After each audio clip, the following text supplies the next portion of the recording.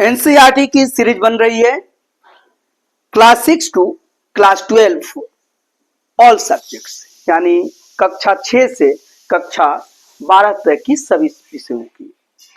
और उसमें पहले हिस्ट्री की सीरीज बनाई जा रही है और हिस्ट्री में क्लास 6 को चूज किया गया है।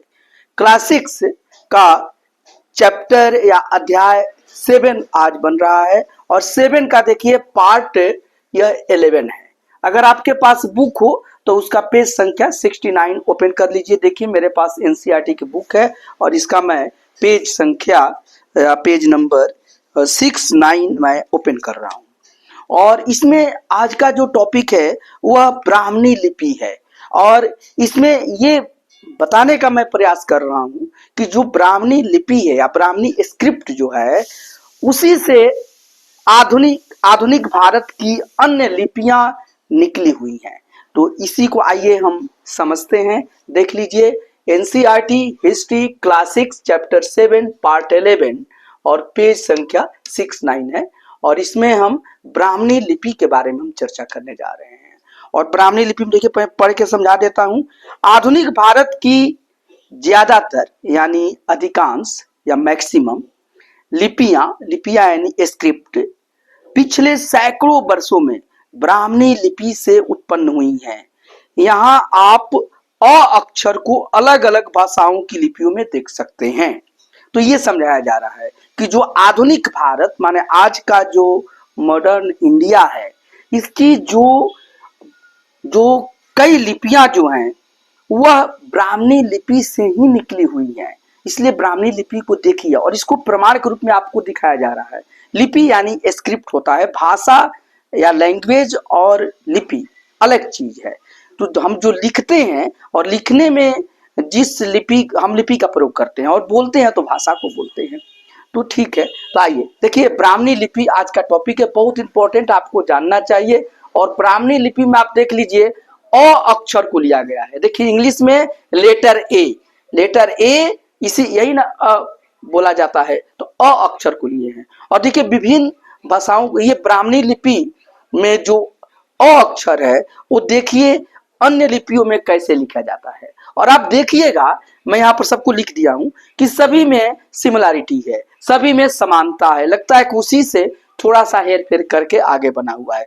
जैसे देखिए ये आरंभिक ब्राह्मणी लिपि है, आरंभिक ब्राह्मणी लिपि इंग्लिश में देखिए अर्ली ब्राह्मणी है, अर्ली ब्राह्मणी। तो इसमें आप देख लीजिए कि इसमें इस तरीके से अ लिखा जाता है, ए लेटर ए इंग्लिश वाला आप समझते हो तो समझिए, और अंग्रेजी में अक्षर अ का इस तरीके से लिखा गया है। तो बिल्कुल ये समझ में आ रहा है ना, ये देखिए इस तरीके से लिखा गया है। और देखिए देवनागरी हिंदी हम जो लिखते हैं उसको देवनागरी लिपि कहा जाता है, देवनागरी स्क्रिप्ट कहा जाता है। तो देखिए देवनागरी है उसमें अ ऐसे लिखा जाता है, बिल्कुल आप समझ रहे हैं, यहाँ पर हम देवनागरी को ही लिखे हैं। और देखिए बंगला या बंगाली जो लैंग्वेज है तो बंगला में अ जो लिखा जाता है वो ऐसे लिखा जाता है, देख लीजिए बिल्कुल देखिए।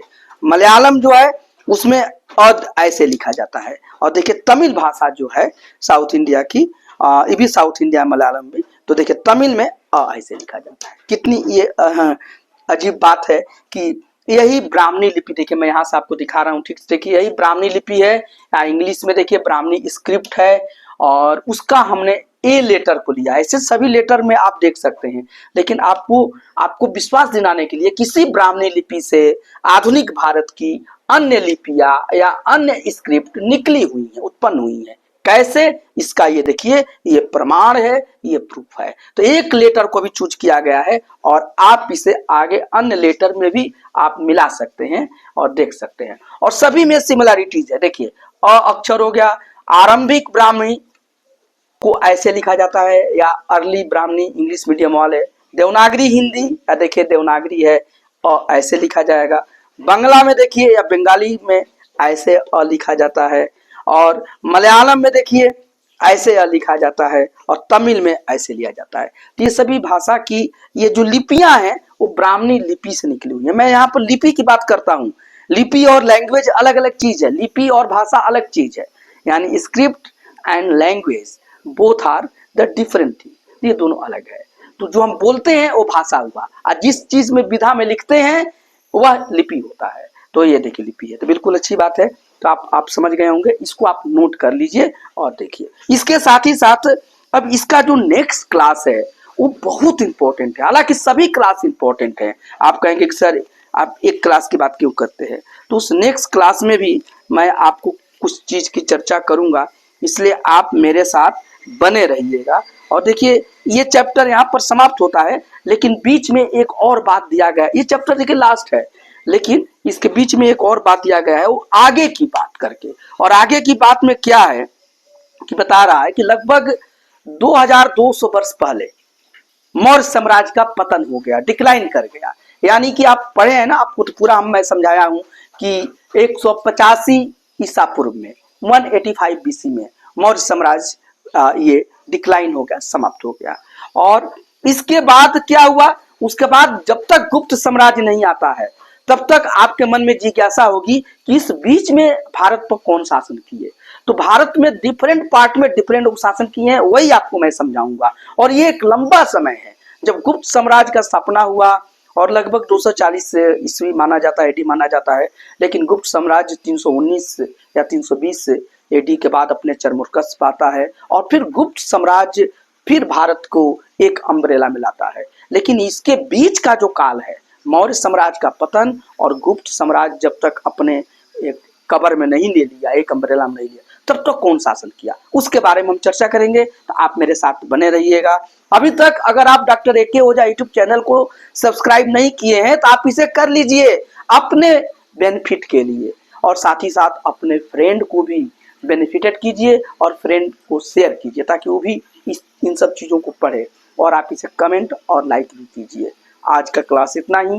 Thank you.